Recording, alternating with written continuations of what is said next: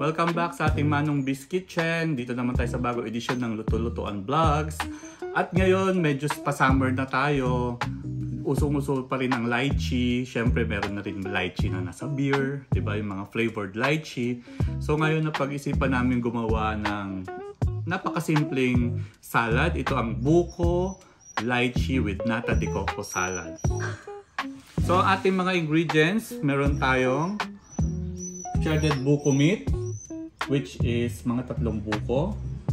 Meron tayong Jolly na lychee in syrup, hindi po ito sponsor, shredded na rin natin. Meron tayong lychee, nata de coco, yung kulay red para hindi boring yung ating salad, may kulay para hindi lang puti. Meron tayong syrup nung sa lychee, gagamit natin pampatamis. Meron tayong angel creme asada. Meron tayong Alaska crema. At ang ating mahiwagang Mr. Frank lychee flavor gelatin. So, Don Frank siya. So, hindi rin to sponsor. So, ngayon lulutuin natin to sa as per direction. Meron tayong 4 cups ng water. Tapos, lagyan lang natin ng kalahati ng lychee syrup. So, lulutuin muna natin to at papatigasin. Then, mamaya pakita natin yung paghihiwa ng ating gulaman. So, salang natin ang ating gulaman. Okay, nilagay na natin dito yung Mr. Gulaman lychee flavor. Tapos, meron tayong 4.5 cups ng water. Tapos, yung sabaw ng Jolly na syrup na lychee. So, papakuluan lang natin ito hanggang maluto, medyo kumulo, medyo lumapot. Tapos lalagay natin sa pulmahan, then hihiwa-hiwain natin mamaya.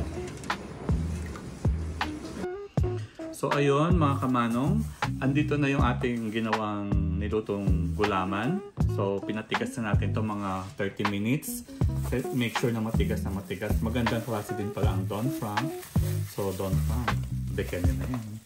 So, gagawin natin, hiwain natin ng gelatin. Okay. Hiwain muna natin ng malipis.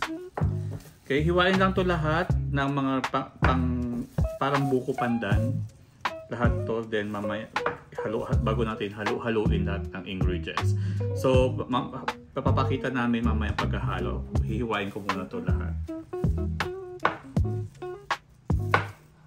So, ayan, ito mga kamanong, na hiwa-hiwa na natin siya ng maliliit na cubes yung ating lychee gulaman galing ng Don Frank, yung ating brand.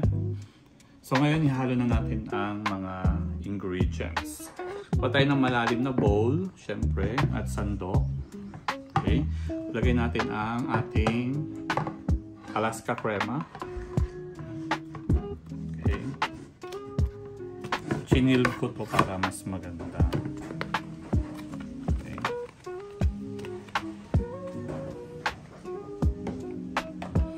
Then, yung ating angel.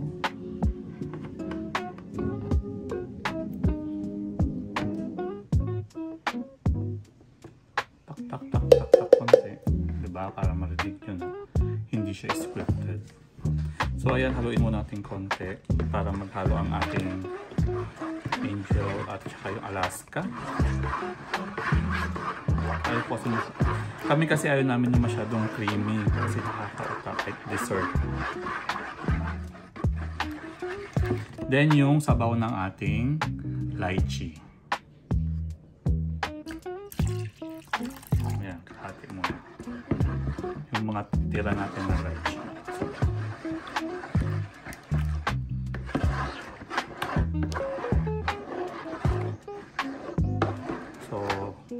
Senyas yung aking videographer na aking kapatid kung may buo-buo pa. Then, isunod na natin ang ating nata. Madami pa buo-buo. Okay, wala din yan mamaya.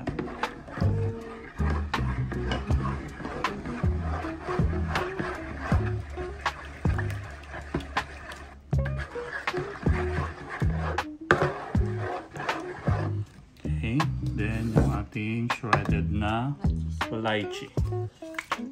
Lichias.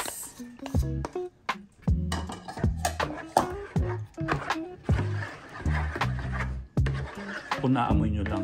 Kung nandito lang kayo, naamoy nyo na yung amoy lychee. Akala mo December, parang Pasko. Then yung ating shredded buko meat. Okay. Yan.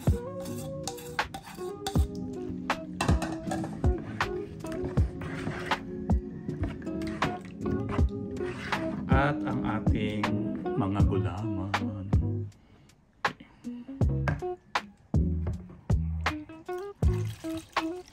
Yan.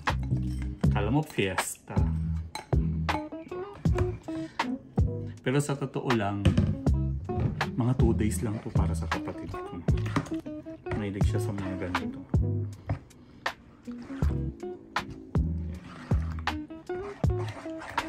Diba hindi siya boring tignan kasi may pula-pula konti dahil sa nata. So ito, ipapalamig muna natin. Pag nahalo ng buti, palamig muna natin. Saka natin titikman maya-maya.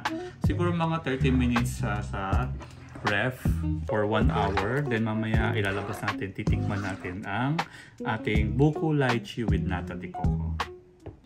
So ayun mga kamanong, ito na yung ating finished product. Nakagawa tayo ng 5 maliliit na tub. Okay, then meron tayong 2 malaki kasi naubusan kami ng maliliit. So pag ano yan, pwede natin gawin hanggang 10 tub na maliliit. So tikman muna natin. Meron tayong pinalamig kanina, di ba? Tikman natin. Medyo creamy. Tamang-tama lang yung tamis. Saka yung kanyang pagka-creamy, hindi nakakauta. So mga kamanong, ito pwede nyo gawing business din. So, kasi nag-compute kami. So nagastos namin is 500. So, pwede nyo ibenta to ng nasa 150 isang maliit na tub o kaya 200 pag o 250 pag malaking tub, pero mas maganda yung maliliit na tub na tigo 150. So meron kayong 10, so meron kayong 1.5, so kumita kayo ng 1,000. So ayan mga kamanong, so hanggang sa susunod nating luto-lutuan vlogs, hanggang sa muli, bye bye.